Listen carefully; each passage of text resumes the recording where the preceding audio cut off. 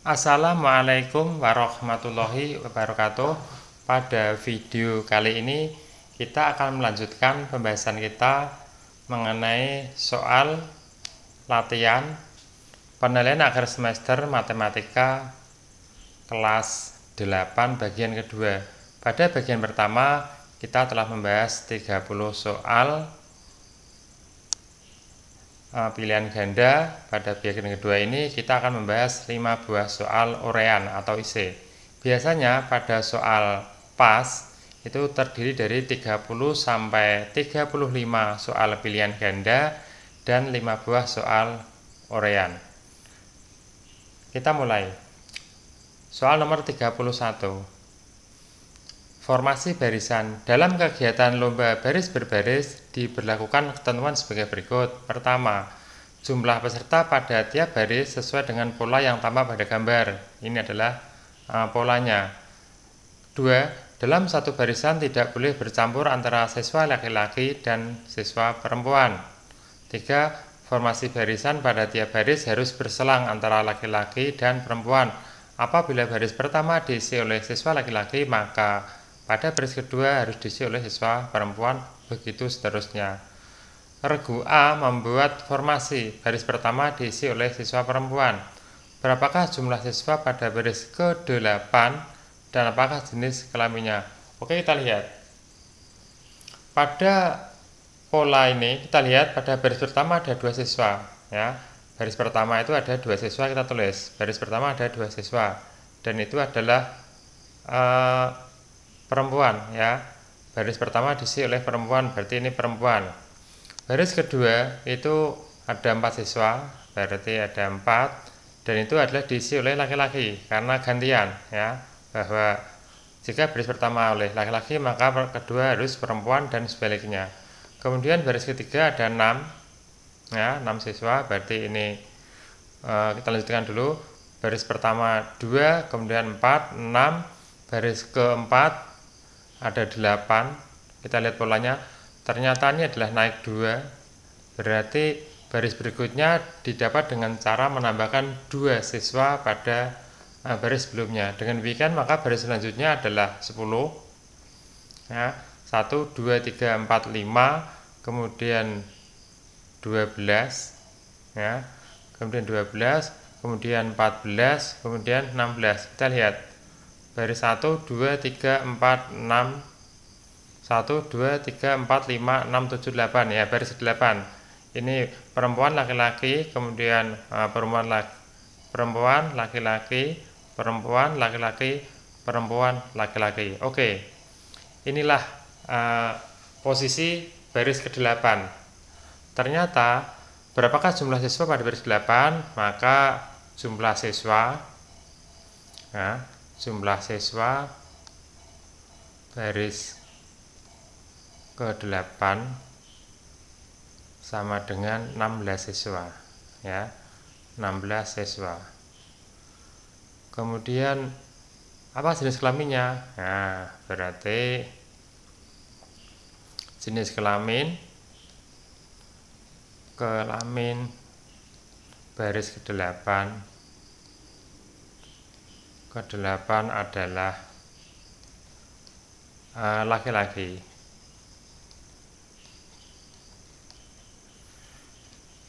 Demikian soal nomor 31 tentang barisan. Kita lanjutkan. 32. Diketahui titik-titik koordinat sebagai berikut: A 2,1, B 10,1, C 10,9 dan D 2,9. Gambarlah titik-titik koordinat tersebut dan hubungkan antar titik-titiknya dengan sebuah garis. Oke, kita lihat yang A. Titik-titik langkah pertama adalah kita membuat sumbu koordinat, ya. Sumbu koordinat terdiri dari sumbu mendatar namanya sumbu X, kemudian sumbu yang tegak itu namanya sumbu Y. Pertemuan antara sumbu X dan sumbu Y itu adalah titik O, ya. Titik O itu 0,0, titik pusat. Kemudian ini ada angka 1, 2 dan seterusnya ke kanan semakin besar. Kemudian juga ada angka 1, 2, 3, 4 ke atas juga semakin besar. Ke kanan semakin besar, kalau ke kiri semakin kecil. Kebetulan ini positif semua, maka letaknya adalah di kanan dan atas. Oke, kita lihat titik A 2,1, A 2,1, A itu letaknya pada sumbu mendatar yaitu 2, kemudian 1 itu pada sumbu yang tegak, atau bisa kita sebut dengan A itu adalah absis simbolnya X, dan 1 itu ordinat simbolnya Y. Maka titik A 2,1 letaknya di sini ya. Ini adalah titik A ya, ini titik A 2,1 ya, 2,1 X nya 2, Y nya 1. Kemudian titik B 10,1, 10 X nya 10 di sini ya, satunya ini kita oke, ini berarti ini titik B, ini titik A, ini titik B 10,1, kemudian titik C 10,9. Nah ini 9 ya, 9 ya, 10,9 di sini. Kemudian kita gabungkan ya, ini adalah X nya 10, Y nya 9, ini titik C 10,9. kemudian titik D 2,9, 2,9 ini 2, 9 nya ini berarti ini seperti ini adalah titik D. Oke, sekarang kita hubungkan keempat titik ini. Kalian kalau mengerjakan akan menggunakan penggaris akan lebih rapi ya. Kalau ini menggunakan penggaris akan lebih rapi. Oke, kita lihat ternyata jarak antara A ke B ya, jarak antara A ke B kita hitung dari 2 ini 1, 2, 1, 2, 3, 4, 5, 6, 7, 8. Ada 8 kotak atau 8 satuan. Ini jaraknya adalah 8 satuan. Kemudian dari B ke C kita lihat, atau dari A ke D. A itu 1, D itu 9. Berarti 1 ke 9. Kita lihat 1, 2, 3, 4, 5, 6, 7, 8. Juga 8 satuan. 8 satuan. Dengan demikian, apa nama bangun tersebut? Berarti ini A ini adalah gambar, kemudian yang B, apa nama bangun tersebut? Ternyata bangun ABCD berbentuk, bangun ABCD itu berbentuk persegi ya, persegi ya. Bangun ABCD berbentuk apa? Persegi. Kemudian hitung keliling dan luas bangun tersebut. Oke, kita lihat keliling itu adalah semua sisi dijumlah, berarti AB tambah BC tambah CD dan tambah AD. Dengan demikian maka keliling ABCD adalah 8 tambah 8 tambah 8 tambah 8, kelilingnya adalah 32 satuan. Kemudian ditanya luas ya. Luas itu adalah sisi kali sisi, berarti AB kali BC, AB kali BC, berarti luasnya adalah 8 kali 8, maka luasnya adalah 64 ya, satuan ya. Demikian untuk soal nomor 32 tentang koordinat kartesius. Kita lanjutkan nomor 33. Diketahui fx sama dengan min x plus 5 dengan daerah asal himpunan x sedemikian hingga x lebih dari atau sama dengan negatif 3 dan x kurang dari atau sama dengan 2 x anggota bilangan bulat. Tentukan daerah asal fungsi fx, yang B adalah daerah hasil fungsi fx, dan C adalah bayangan dari negatif 11. Oke, kita lihat. Langkah pertama, ya, kita akan menentukan daerah asal. Daerah asal. Ya, daerah asal adalah himpunan. Kita lihat bentuk seperti ini. Artinya apa? Kalau X lebih dari atau sama dengan negatif 3, berarti negatif 3-nya ikut. Demikian juga X kurang dari atau sama dengan 2, berarti 2-nya ikut. Dengan demikian maka batas dari daerah asal itu adalah negatif 3 dan 2 ya. Berarti negatif 3 ikut, 2 dan ikut, berarti negatif 3, kemudian negatif 2, negatif 1, 0, 1, 2. Ini adalah daerah asal, ya, dari negatif 3 sampai 2. Kemudian yang B, daerah hasil fungsi f. Oke, kita lihat rumusnya adalah fx sama dengan negatif x ditambah 5. Oke, maka kita menghitung masing-masing dari daerah asal ini. Berarti kita akan menghitung f min 3, kita akan menghitung f min 2, dan seterusnya f min 1, f0, f1, dan f2. Oke, kita lihat f min 3, ya, f min 3 artinya apa? X-nya itu diganti min 3, X-nya diganti min 3. Negatif X itu artinya lawannya X, ya, negatif X itu lawannya X. Kalau X-nya negatif 3, maka negatif X adalah lawannya negatif 3, ya. Lawan negatif 3 adalah 3. Berarti lawan negatif 3 adalah 3. Demikian juga sebaliknya, kalau ada lawan 2 adalah negatif 2. Berarti lawan itu berkaitan dengan tanda positif dan negatif. Atau seperti ini saja, ini yang negatif, X-nya min 3, berarti kita buat seperti ini saja, plus 5. Ya. Kalau ada tanda min itu jejer, kita kalikan saja, berarti negatif kali negatif adalah positif, ini menjadi 3 tambah 5, berarti 8. Oke, kemudian f min 2 berarti min dari min 2 plus 5, sama, berarti min 2 adalah 2 ditambah 5, berarti 7. Kemudian negatif dari negatif 1, ya, negatif dari min 1 plus 5 berarti adalah 1 tambah 5 berarti 6. Kemudian F0 berarti ini 0 tambah 5 berarti 5. Kemudian 1 berarti X-nya 1 min X berarti min 1 tambah 5 berarti 4. Terakhir X-nya kita ganti 2, min X berarti min 2 ditambah 5 berarti 3. Sudah kita dapatkan hasil atau nilai dari f min 3 sampai f2. Ternyata daerah hasilnya, ya, daerah hasil adalah himpunan. Kita tulis dari yang kecil, berarti kecil ya, 3, 4, 5, 6, 7, dan 8. Ya, ini adalah daerah hasil, ini daerah asal, daerah hasil. Kemudian yang berikutnya yang ditanyakan bayangan dari min 11. Oke, kita lihat, kita tulis rumus fungsinya. Fx sama dengan min x tambah 5, ya. Bayangan min 11 artinya adalah f min 11, ya. Bayangan dari min 11 artinya adalah fungsi dari min 11.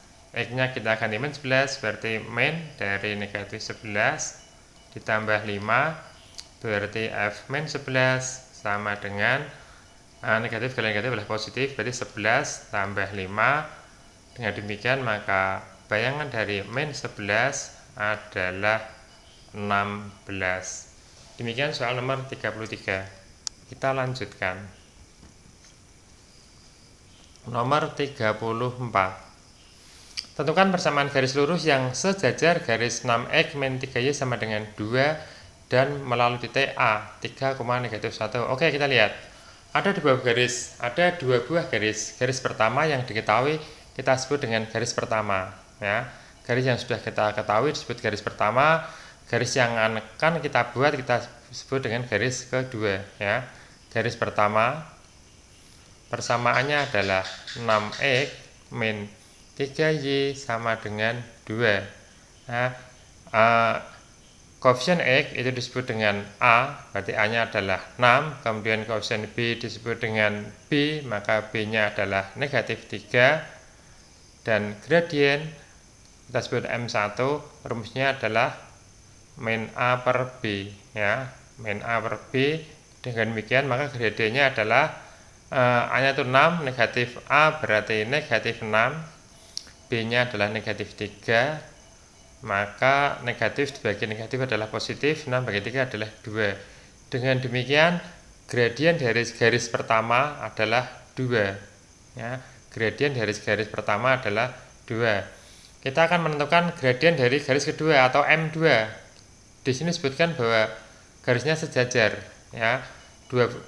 Karena Y2 itu atau garis 2, maaf kita sebut garis saja. Karena garis 2, ya, garis 2 itu sejajar garis pertama, artinya M2 itu sama dengan M1, ya. Dua garis yang sejajar gradiennya adalah sama. Karena M1 adalah 2, maka M2 juga 2. Nah, berikutnya ini kita bebas start saja. Berikutnya kita akan menentukan persamaan garis yang melalui TA 3,1 dan gradiennya adalah 2. Berarti persamaan garis yang kita buat melalui A 3,1 dan M, ya, ini M2 adalah 2. Ini yang kita sebut dengan X1, ini yang kita sebut dengan Y1. Rumusnya adalah Y min Y1 sama dengan M X min X1. Oke, kita lihat. Nah, Y min Y1 nya adalah min 1, berarti Y min 1.